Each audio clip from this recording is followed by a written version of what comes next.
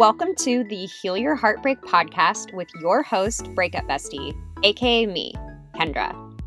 Breakups are hard, but you don't have to do it alone. Each week, I will be taking you through a different topic as it relates to breaking up, healing from heartbreak, growing in your single life, dating, and getting back into happier and healthier relationships. The goal of this show is to provide support, hope, tips, and to remind you that above all, this too shall pass.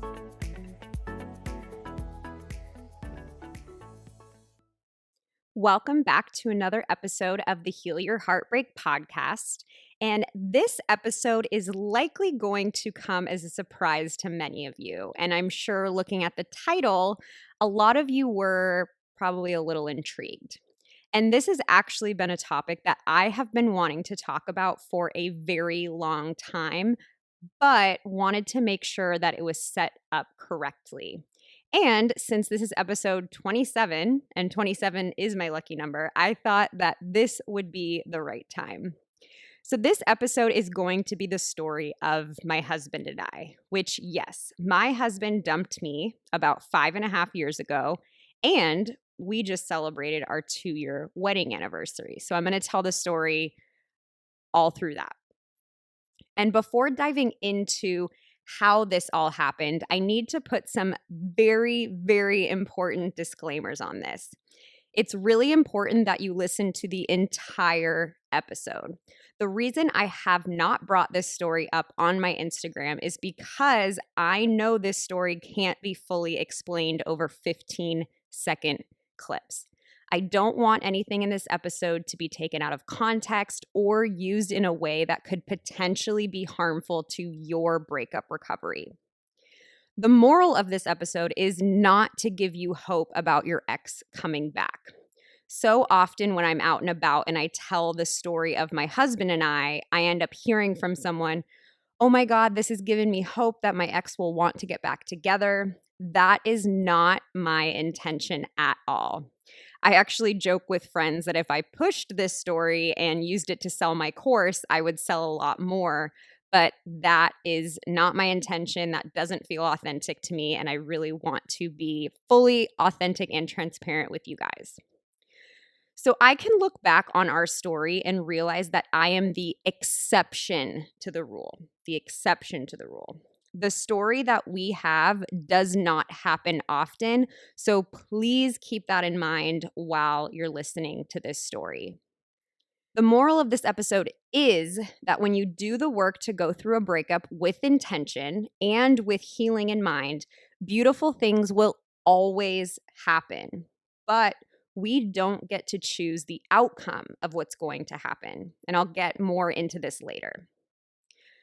Okay, so now that I've teased this up so much, I will share with you the story of how Luke, my husband, and I ended up where we are now. Luke and I met almost 7 years ago through mutual friends. A lot of you guys know that I am in recovery from drugs and alcohol, so I was newly sober at the time and was really just discovering who I was. Almost immediately, I had a crush on Luke and I was super attracted to him. But more than just physically attracted, I was really attracted to his smarts, his thoughtfulness, and how much fun he was. The beginning of our relationship was far from perfect, and I joke now that I don't even think I could tell you what our first date was. Long story short, our relationship began as being friends with benefits. We hung out a ton, quickly became best friends, and there was clearly an attraction, but every time that I brought up that I wanted something more with him, he would tell me that he's been in relationships for most of his life and he really needs to be on his own. So he wasn't interested in having a relationship. Every time we had this conversation, I would break down and I would tell myself that I need to cut this off. But that would last, I think the longest I lasted was like 2 weeks. And then we would end up in the exact same place again as being this friends with benefits. After about 9 months of doing this dance, I reached a point where I had to cut it off. It was way too painful for me to pretend that I was happy and okay with just being friends with a man that I was clearly falling very hard for. So I did. I cut it off. I went through all of the pain that comes with a breakup, and my friends encouraged me to start dating other people. However, the distance I created made Luke miss me, and he realized that he didn't want to lose me. So we did begin a quote unquote official relationship. And as a side note here, there are so many things I look back on now in my story and totally cringe at. The desperation of me going after someone who clearly wasn't available is never something I would do now if I had to do it all over again. I made so many mistakes, but I was acting in a way that made sense to me at the time.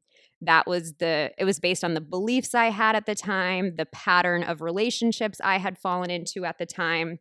And Luke was actually not the first person I fell into this trap with. In fact, he wasn't even the second. So again, I don't want you to take at least the beginning part of my story as a formula on how to do it. I truly don't believe in playing games to get someone to be with you. And I really don't think a lot of the stuff I was doing at the time was purposely trying to play games, but I was just acting in a way that made sense to me. Luke and I had a very beautiful relationship. We would talk for hours on end. We would do all sorts of adventurous stuff together. We were super compatible in the interests that we had. My family loved him. He got along with all my friends. But even throughout this beautiful relationship, Luke still had a serious emotional wall up. He wouldn't want to make plans too far in advance. He told me that he still didn't know whether he wanted something long term, didn't know if he ever wanted to get married, and didn't know if he wanted kids. Even with that brutal honesty, I really, really, to my core, thought that by being together and based on how great our relationship was, that he would change his mind.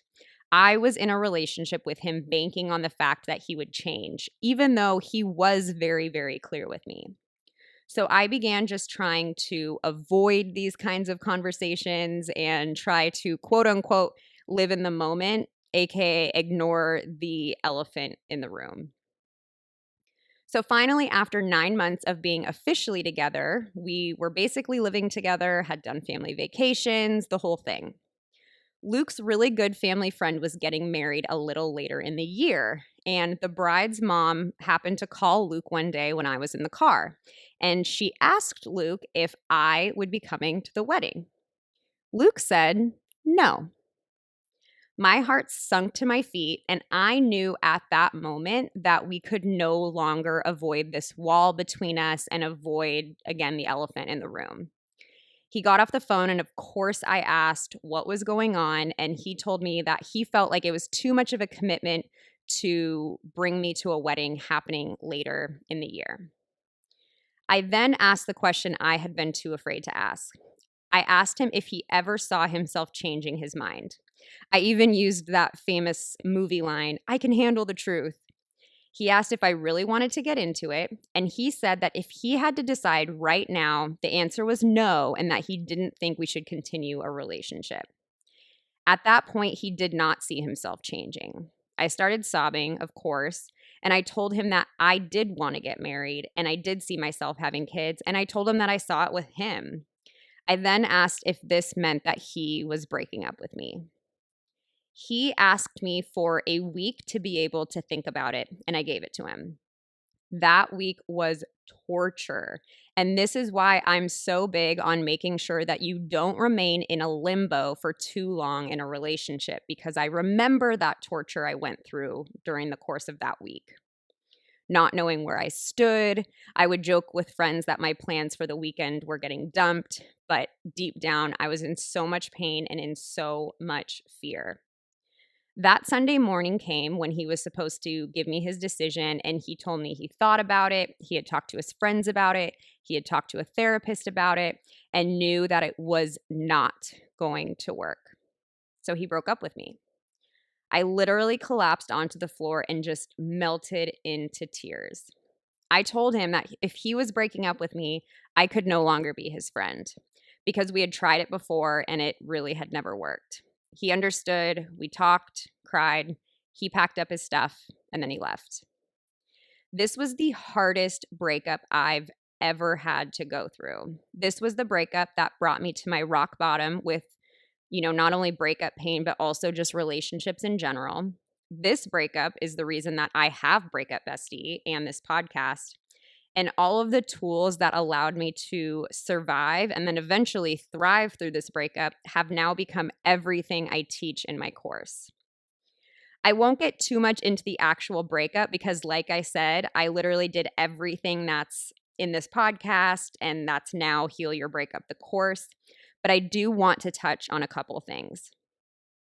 Luke and I did 100% no contact, and this was the first time I had ever done it in a breakup. After he left that day, we didn't text, we didn't speak, and we didn't see each other for 15 months. He never reached out to me, and I never reached out to him, although I wanted to almost every single day, especially in the beginning. The second thing is I dove head first into investing into myself. Yes, this breakup was so painful. The only reason I was remaining standing and getting through the days was from my friends and my support system. But after I got through the initial pain, I found a new version of Kendra that I loved. I was making new friends, trying new things, traveling, and really getting to know myself again. After the first 6 months, I can honestly say that it was some of the happiest times in my life. After about 6 months, I started dabbling in dating and wasn't having much luck. But I was becoming so content single that although it was frustrating, I was not devastated by it like I would have been in the past. After 8 months, I did start dating a really great guy, and we ended up getting into a serious relationship. I went across the country to meet his family. We were discussing potentially moving in together, and it appeared that things were going really well. Then came the day that I never saw coming. After 15 months of not seeing or speaking to Luke, we had a mutual friend's wedding coming up that I knew he would be at. I had a lot of anxiety going into it as I hadn't seen him for so long. And it also happened that my new boyfriend couldn't go to the wedding, so I ended up going with a girlfriend. When I got to the wedding, of course, I was looking for Luke, feeling super nervous. And after the ceremony, I decided to walk right up to him and just break the ice and break the tension. We hugged and did super short, kind of small talk. And then after the ice was broken, I felt better, and the rest of the wedding was really fun. I did have emotions come up, but I knew deep down that it was normal. Before leaving the wedding, though, I did ask Luke if I could speak with him privately. Through all of this healing work I had done after the breakup, I was able to realize my part in my pain. After getting some space, I could see that Luke was really honest with me from the beginning. He spoke his truth, and it was me that decided to keep going and try to change him. I couldn't see that at the time, but I could see it after all the work I had done. I ended up telling Luke that night that I didn't hold any resentment against him, that he would always have a special place in my heart, but I didn't have any hard feelings. I told him that I could see that he was telling me the truth and that I was grateful that he had ended it, because if he hadn't, I would have continued to stay in the relationship, gotten much more invested, and in the end would have been even more hurt and more disappointed. He thanked me for saying all of that, and that was it. Or so I thought. I had a bit of an emotional hangover after the wedding, but it passed and I went about my normal life again. Then about 3 weeks after the wedding, I was at work and I got an email from Luke. This is what it said. Hi, Kendra. Great seeing you at the wedding and briefly catching up. I have something I'd like to say to you in person. Would you be open to getting coffee? Of course, I immediately freaked out and forwarded the email to like 10 of my girlfriends and asked what they thought. And one thing you should know about Luke and I was that we met through a sobriety support group. And one thing you do in this sobriety support group is you go back in your life and you make amends to the people you have harmed. So my first thought was that he was reaching out to me to make an amends. And with the help of my ghostwriter girlfriends, which I'm sure you guys can all relate to that, having girlfriends write out texts and messages for you, I wrote back to him and told him that it was nice seeing him at the wedding too, but that I wanted to know his intention for getting coffee because I was in a serious relationship. He told me his intentions were good, and this was something that he had consulted with friends, family, and his therapist about, and that he really felt he needed to tell me in person. I wanted to be respectful of my current boyfriend, so I told him about it. I told him I was pretty sure that he was making amends to me, but I also said that if he wasn't comfortable with it, I wouldn't go. He said he felt a little weird, of course, but that he trusted me to go. I was dying to know what he wanted to say, so I asked if we could get coffee that following day. After work, we met at a Starbucks and had a pretty awkward interaction at first. He then started asking about my parents and about my life and just generally wanting to catch up. The whole time he was talking, though, he had this envelope in front of him with the letter K on it, which he used to call me K. Finally, I said, "Look, what are we doing here?" Sorry for the cliffhanger, but I wanted to pop on for a quick second to tell you about my course, Heal Your Breakup. If you like what you hear on this podcast and you want more, you can work with me directly using my course. If you feel like you'll never be able to let go of your ex, if you feel stuck in healing your heart, if you have no idea what steps to take to start moving forward, this course is for you. I take you through my entire healing system that got me out of the miserable pit from multiple heart-crushing breakups into my happy and successful relationship.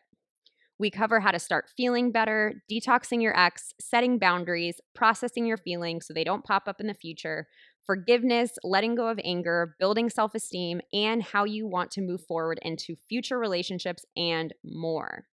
This is everything you need to get over a breakup at your disposal right when you purchase the course. Oh, and did I mention that it has a 100% satisfaction money-back guarantee? You literally have nothing to lose and so much freedom and peace to gain. I am also offering all of my amazing podcast listeners a $25 off code. To start your healing today, go to healyourbreakupcourse.com and use the code podcast for $25 off. That's healyourbreakupcourse.com, code podcast. Now back to the story. So when I tell you what happened next was a shock, that would literally be the understatement of the year. The Cliff Notes version is Luke wrote me a 4-page long letter, which I won't say everything that was written, but there were 3 key points in this letter.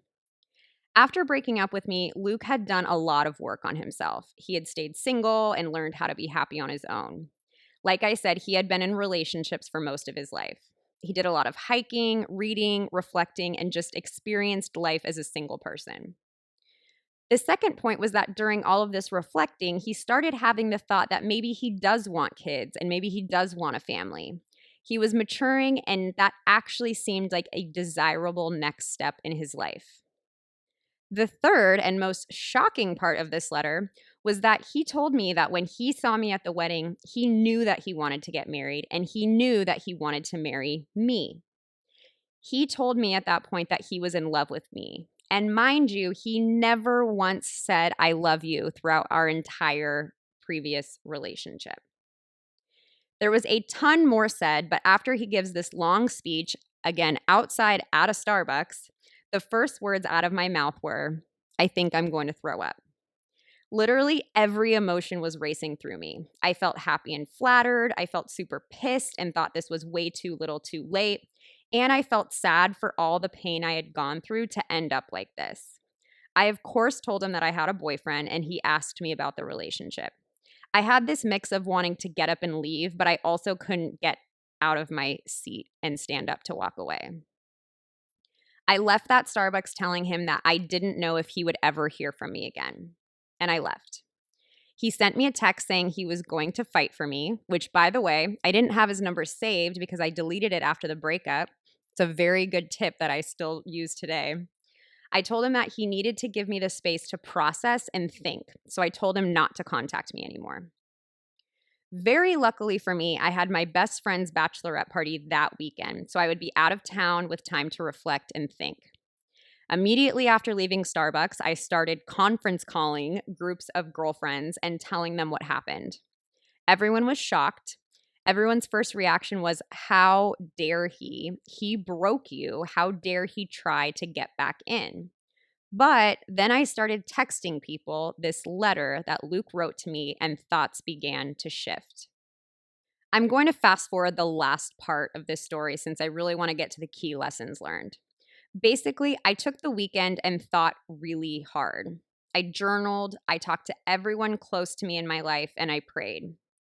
What I first realized was that no matter what happens with Luke, I needed to break up with my current boyfriend. Through this whole process, I realized that yes, he was a great guy, but he wasn't a great boyfriend. We saw each other maybe twice a week for a couple hours. He never spent time with my family, which is so important to me. And it appeared to me that he was prioritizing everything in his life over me. So, step one, I definitely needed to break up with him. The second step was deciding if I was going to give Luke another shot. And to be perfectly honest, by about Saturday, I knew deep down my decision. And that's one of the most beautiful things about going through a process to get to know yourself. The more that I was able to clear away from my past, the more I was able to heal my deep rooted beliefs, my intuition began getting stronger. And I have found that more specifically since I got sober and have done a lot of work on myself, I've really never had to make a really hard decision. Yes, this was a tough decision, but it wasn't hard for me to make. And it obviously helped that I had most people in my life cheering me on for this decision. So I got home from the bachelorette party. I drove to my current boyfriend's house and broke up with him. And then I called Luke, and we have been together ever since. What a whirlwind, right? This is why when someone asks how long Luke and I have been together, it's a pretty complicated answer to give. So, the most important thing in this episode is I want to get into the lessons learned because I believe it would be irresponsible of me to tell you that story without telling you why it worked. I don't want you to take this story and morph it into believing that maybe you and your ex are going to get back together. That would be irresponsible. And telling you why, for the most part, that today, I still really don't believe in getting back together with exes. This comes across all the time in messages that I get. And even as someone who has gotten back together with an ex, for the most part, I don't believe that it typically works. So, lesson number one, Luke and I had a clean breakup. Like I mentioned, we did not have any contact after we broke up. From that moment he left the house, we did not speak until that wedding. So that means that the breakup didn't get messy. And I think the more we try to fight the other person about the breakup, the messier it gets.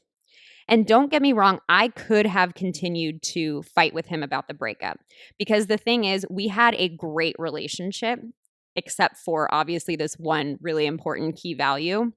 But I talked on this podcast before about how sometimes it's so much harder to go through a breakup when everything's great. It's just sad that it had to end. And that's what it was. Our breakup was just really, really sad because I knew he loved me. I knew I loved him, but it just wasn't going to work. But when you continue to talk and try to work things out after the breakup has occurred, things are said, feelings can get hurt even more. And even though at the time I hated him for hurting me, I couldn't argue with it because I could clearly see that what he told me was his truth. And it wasn't something that he could change at that time. So, lesson number two is we both turned inward and worked really hard on ourselves during the time single. And because we had no contact, the work I was doing was not to get him back. And the work he was doing was not for me, it was for him. So, we got to dive deeply into healing, but separately, and we both grew a ton. He clearly needed to grow and heal and mature, and so did I. I had a lot of stuff I still needed to work on. The most important thing being is I didn't really know who Kendra was independently before going through this breakup. And you hear me say that breakups are this beautiful opportunity to get to know ourselves and to work on ourselves. But if we're doing it with the intention of getting back together with someone else, we're really not doing it for us. So it's not going to have the same effect. Lesson number three, Because of all this growth I had done, I was able to make this decision clearly and for myself and myself only. I didn't jump right back into Luke's arms at that Starbucks, which I probably would have done in the past when I was just craving attention and validation. If someone showered me with a 4-page long love letter, I wouldn't care who it was. I would jump right into their arms no matter what I really felt on the inside.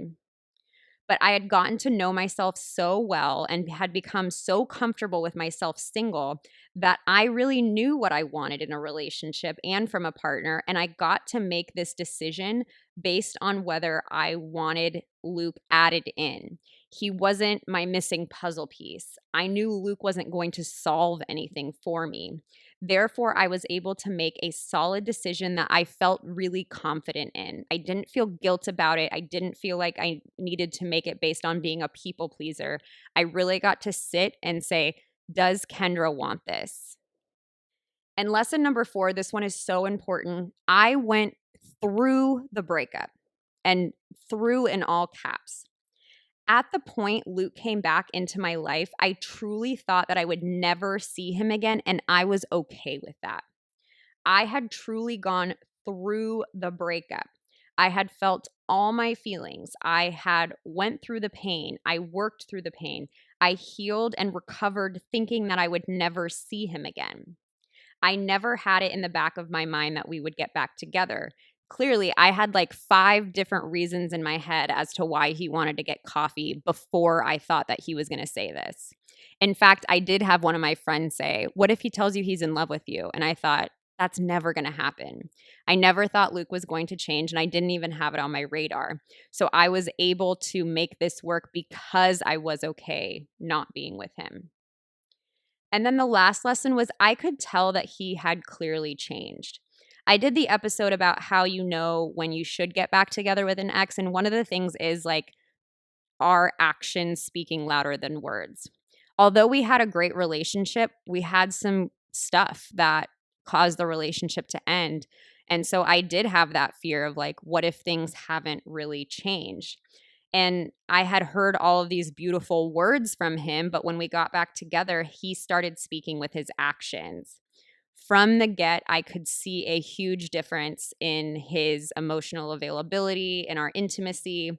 His wall was down and he started making long-term plans with me. He actually went and sat down and apologized to my dad for hurting his daughter. And he told my dad that he was all in, not just with me, but also with my family, which anyone who knows me knows that it's a packaged deal. Luke proposed 6 months later. We would not be together if those 5 things, 5 lessons that I just laid out didn't happen. We would not be together if I had waited around for this to happen. And the message I want to clearly get across is that I believe if we truly heal from a breakup, amazing things will happen.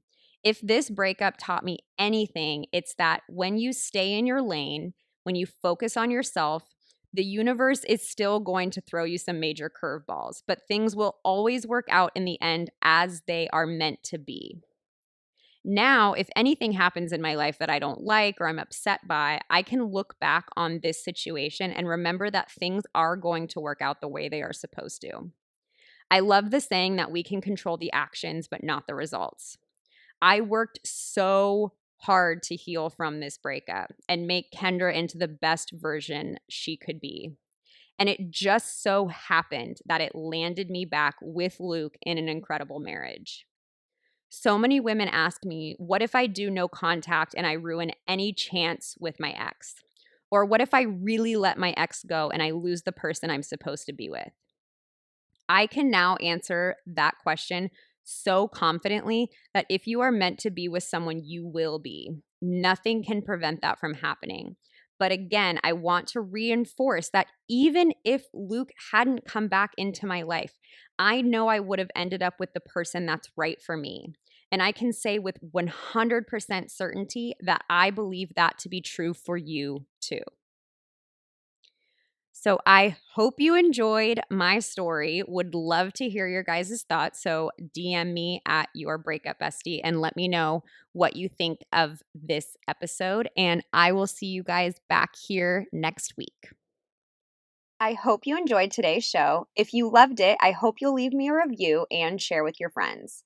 If you're interested in learning more about my course, Heal Your Breakup, where I take you step by step through my entire healing process, you can find more info at my website, breakupbestie.com. And if you're new, don't forget to join our private Facebook group so you can connect with other women going through the same thing and seek support. You can search Breakup Bestie Support Group on Facebook to join. Lastly, if you're not already following me on Instagram, I share new tips and support every single day. You can find me at Your Breakup Bestie.